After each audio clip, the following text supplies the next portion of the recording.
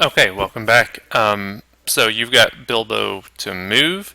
He moves in the direction that he's facing, no matter what direction he's facing, which is great. Now we've rigged up this fight so that he's facing the ring, and he's going to move in the direction he's facing, which should put him moving towards the ring. Now, what we want is more geometry. We want him to keep going until he is near the ring. When he gets close, very close to the ring, he wants to stop. So he's going to move and draw and move and draw and move and draw until he gets close to the ring. So um, you have some kind of setup. Now, you've set up where he is and all that kind of stuff. And please do not put loop question mark in your code. That is just a placeholder because you're going to have some kind of loop. And this is the business that should loop over and over and over again. He should move and draw and move and draw and move and draw. Eventually, I want him to stop because he's close to the ring. Now, that's going to require you to do the distance formula. And you've all done the distance formula a million times, but no child will ever remember it, and they'll always just ask me what it is. So here it is. Distance formula, x minus x squared plus y minus y squared. That entire thing needs to be square rooted. So x minus x squared, y minus y squared, and then you're going to square root that entire business. And you will have the distance between 2 points. Now, stop and think. What points do you want the distance between, right? And so again, these are all the variables you've got going on. You've got all this stuff, blah, blah, blah, blah, blah. So what x's and y's do you want the distance between? Very important. Now that you've got your bearings and you know what the distance formula is, you also probably need to know in your arsenal how to do math with Java. So I'm going to show you some syntax examples real quick. There are two ways to square a number. To square a number, you could use math.pow.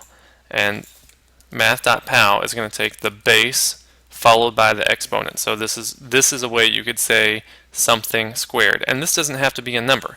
This could be a variable. I don't have any variables, but if you had like some crazy math something, 3x plus 5 squared, you could do it like that, or just a number or just a variable. Now, sometimes it's easier if you just say multiply something by itself, which means squaring it. Now, the only strange thing about this is when you do multiply, Java will not understand like an implied multiply, like your math book would write it. You have to put the time symbol there, it won't understand. And then also, math.squirt is square root. So math.pow is going to help you do exponents, or you could just multiply by itself. And you also have math.squirt. Math.squirt will help you do the square root. Now, there's that. You don't want to see that. You want to see the distance formula. So you have all the tools, all the math tools that you need. Now I'm going to give you one tip. Well, more than one tip. First of all, you already have a variable named distance. So you're going to start using this variable. Please do not redeclare it. Like, you're not going to come down here and say, when you start to use it, do not say double distance equals 5. Because if you do this, you have declared a different variable named distance, and then you have two variables named distance. I just want you to use the one that already exists. So you're just going to say distance equals and then whatever. Awesome. So don't redeclare distance. Just start using it. Now, you're going to have to kind of get your bearings. Again, you're not going to redeclare distance. You're just going to start using it. Now, this draw world should really be the last thing in the loop.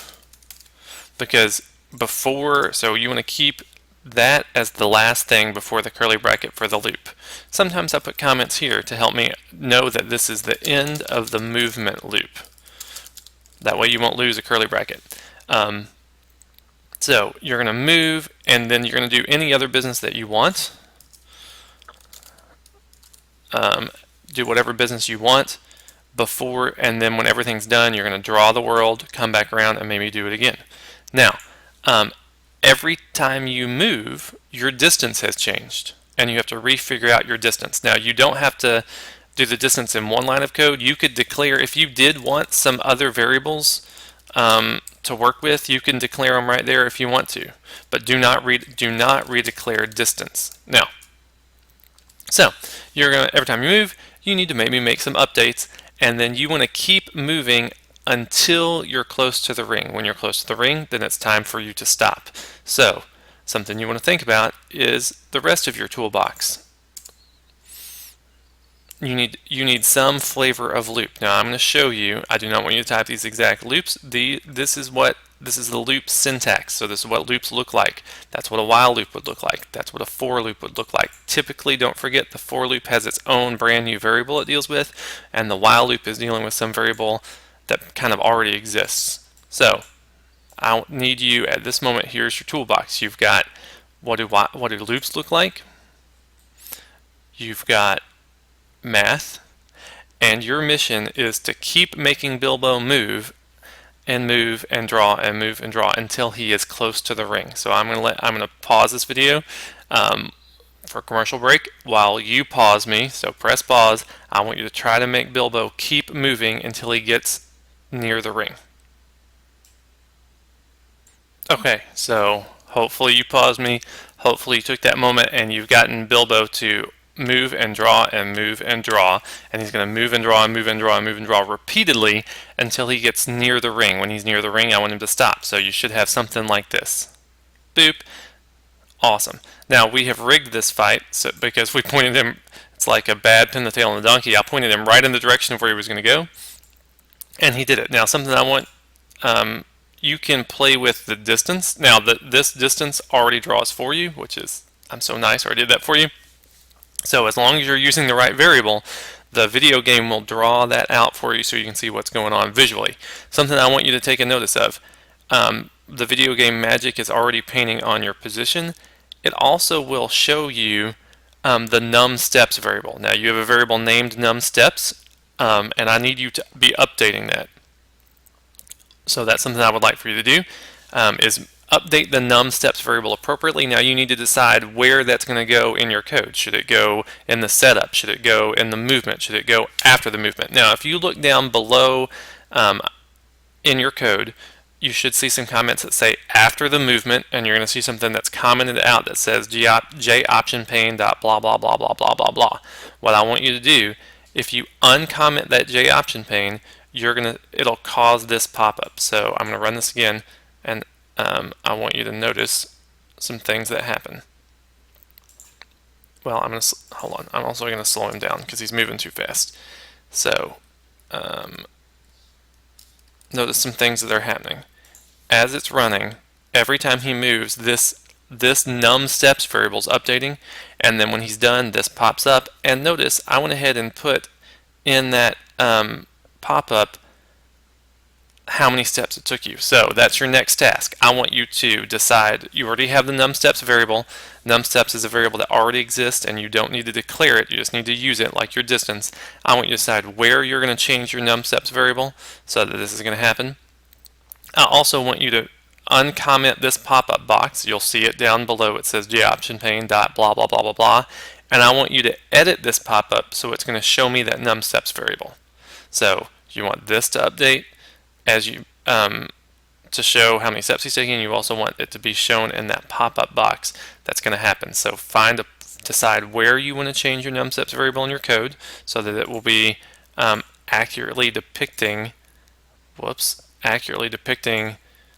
as he's going what his steps are, and then when he's done moving, you want to pop up to show that. So that's your next task. I'm going to pause this video, you're going to pause this video, and go try to make that happen. Okay, welcome back. So you have gotten this to happen. The num steps variable is updating appropriately. The pop-up shows up and tells you when you're done, how many steps you made. It's beautiful. Now, we've got all this stuff going on, and it's beautiful. The only thing is, again, we have completely rigged this fight so that he's always starting out looking at the ring, and then he's going to start walking forward. So again, this is like a really bad pin the tail on the donkey. We pointed you straight at the donkey and said walk forward. So here's what I want you to do in your code. I want you to go to your code. I want you when you're doing your setup business, I want you to change the direction he's facing. So he's not facing the ring, and we're going to see what happens. Okay, so you have something that looks like this. You had some setup where you were putting him in the right spot, then you had some movement where you're looking for the ring, and then, now think about how beautiful this is. He moves and moves and moves. Eventually he stops this, throws up your J option pane after your movement. Now, what I want you to do is do something crazy. Make him face a different direction. Once you make him face that different direction, I want you to give it a run and see what happens and see how happy Bilbo is. Okay, so when you point him in the opposite direction, you should see something a little like this.